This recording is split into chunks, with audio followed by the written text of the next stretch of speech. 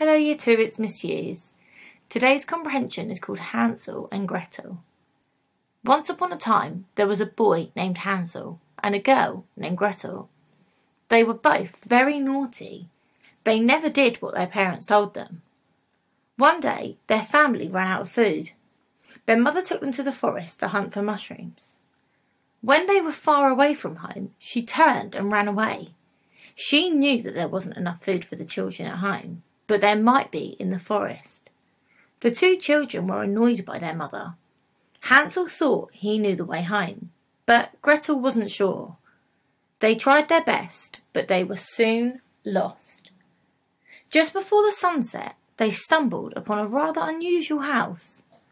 The walls were made of chocolate and delicious sweets. The roof was made of icing and toffee. They were very hungry by this point, and so they both ran straight to the house. It all tasted delicious, and soon they were full of sugar. Suddenly they heard a cackling laugh from the doorway.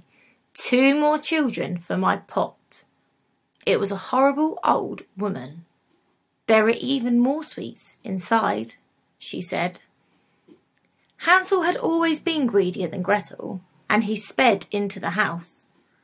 Gretel followed him slowly. She didn't like the look of the woman. By the time she was in the cottage, Hansel was already trapped in a cage. He was hanging above a boiling pot of water. The old woman was planning to eat him. Gretel had a plan. She told the old woman that they had seen a dragon in the woods and he might burn down the cottage. The old woman looked worried and fled outside.